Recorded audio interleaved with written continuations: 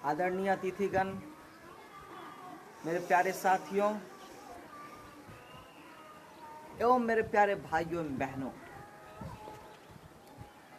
सबसे पहले तो हम आप सबका तहे दिल से अभिनंदन करते हैं, सलाम करते हैं। आपने तमाम तकलीफ़ों को सहते हुए यहाँ पे आए और अपना बहुत ही कीमती वक्त यहाँ पे दिया, इसके लिए तहे दिल से आप सबको धन्यवाद। दोस्तों, यहीं से अपनी बात शुरू करना चाहूँगा।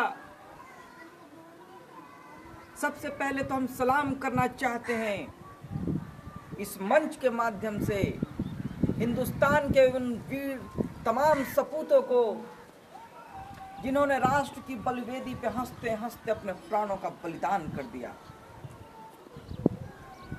हम सलाम करना चाहते हैं हिंदुस्तान के हर बच्चे, बूढ़े और जवान को, हर गरीब मजदूर और किसान को, जिन्होंने इस देश की प्रगति और इस देश के विकास में अपना महत्वपूर्ण योगदान दिया है। हम सलाम करना चाहते हैं इस देश की धरती को, जिसने हमें पैदा किया है और मरने के बाद हम इसी मिट्टी में मिल जाएंगे। दोस्तों, हिंदुस्तान की धरती वो धरती है जहाँ पे जन्म लेने के लिए स्वयं ईश्वर भी लालायित रहते हैं।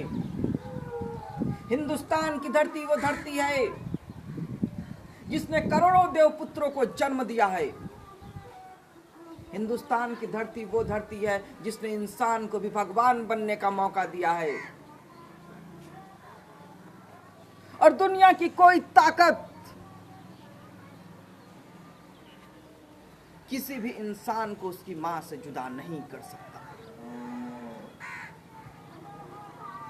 ये धरती हमारी मां है। मां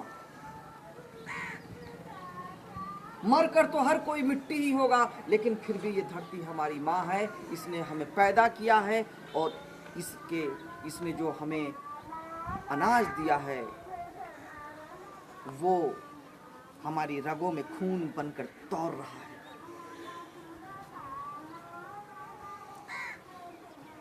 दोस्तों, जब हिंदुस्तान 15 अगस्त 1947 को आजाद हुआ था तो तमाम विदेशी ताकतें ये सोचती थी कि कुछ ही वक्त में हिंदुस्तान खंड खंड में खंडित हो जाएगा, लेकिन हिंदुस्तान आज भी दुनिया के नक्शे पे शान से खड़ा है। उनके वो सपने हमेशा हमेशा के लिए चूर होकर रह गए।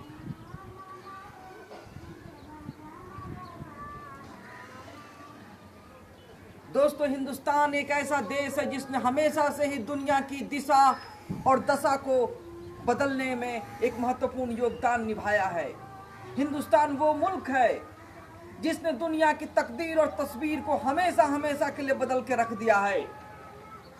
हिंदुस्तान वो मुल्क है जो पूरी दुनिया के कला, व्यापार और औषधि में एक महत्वपूर्ण योगदान निभाता है। हिंदुस्तान की ताकत हिंदुस्तान के लोगों में है।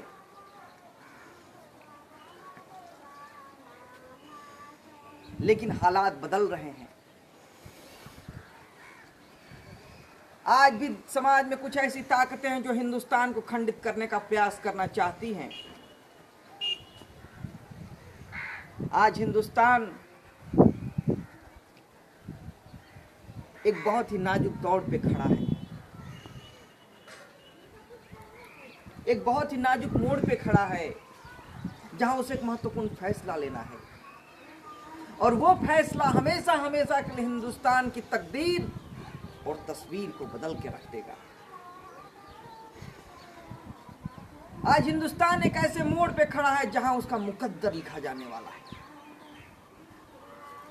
और हिंदुस्तान लिखेगा उस मुकद्दर को। दुनिया की कोई ताकत हिंदुस्तान को अपने मुकद्दर को लिखने से रोक नहीं सकता।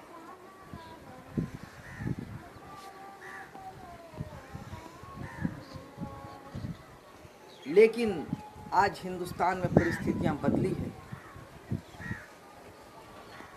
कुछ ताकतें जो हिंदुस्तान को तोड़ने का प्रयास कर रही हैं,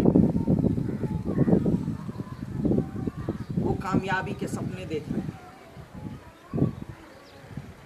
देश में बहुत सारी समस्याएं हैं, इस बात को हम मानते हैं, और उन्हीं समस्याओं का फायदा उठाकर ये समाज विरोधी ताकतें, राष्ट्र विरोधी ताकतें उन समस्याओं को इस्तेमाल करके, ढाल के रूप में इस्तेमाल करके हिंदुस्तान की एकता और अखंडता को खंड खंड में तोड़ने का प्रयास कर रही है।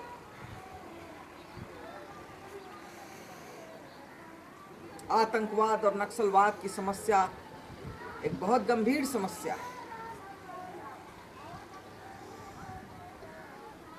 दोस्तों, इस राष्ट्र में शक्ति है, इस राष्ट्र में चेतना है, लेकिन वो सोई हुई है। उस चेतना को जगाना होगा, उस सोई हुई शक्ति को जगाना होगा, तभी ये राष्ट्र एक बार फिर से विश्व गुरु के पद पे आसीन होकर पूरी दुनिया को दिशा निर्देशित कर सकता है। दोस्तों, विद्या ही मुक्ति का मार्ग है, और विद्या ही यदि सामर्थ्यहीन है तो वो व्यर्थ है। विद्या को हमें सामर्थ्यवान बनाना होगा, और हम बनाएंगे। दुनिया की कोई ताकत हमें रोक नहीं सकती। दोस्तों, हमें संस्कृति के उस सूत्र को बचा के रखना होगा जो इंसान को इंसान से जोड़ती है, जो मानव को मानव से जोड़ती है, जो मानव को समाज से जोड़ती है और समाज को राष्ट्र से जोड़ती है। उस संस्कृति को हमें संभाल के रखना होगा जो व्यक्ति, समाज और राष्ट्र को एक सूत्र में बांधने का प्रयास करती है। उन जीवन मूल्यों की रक्षा करनी होगी जो समाज को आपस में जोड़े। दोस्तों, हमें एक प्रतिज्ञा लेनी होगी कि जब तक हमारे सीने में, जब तक हमारे जिस्म में खून का एक कतरा भी बाकी रहेगा, तब तक हम इस राष्ट्र के लिए जिएंगे और इस राष्ट्र के लिए मरेंगे। हम अपनी जिंदगी की आखिरी सांस तक भारत मां की इज्जत के लिए लड़ते रहेंगे, और वक्त आने पर हम अपनी मिट्टी का कर्ज अपने खून से चुकाएंगे। हमारे जिस्म के जर्रे जर्रे और खून के कतरे कतरे से सिर्फ और सिर्फ एक ही आवाज आएगी, वंदे मातरम, वंदे मातरम।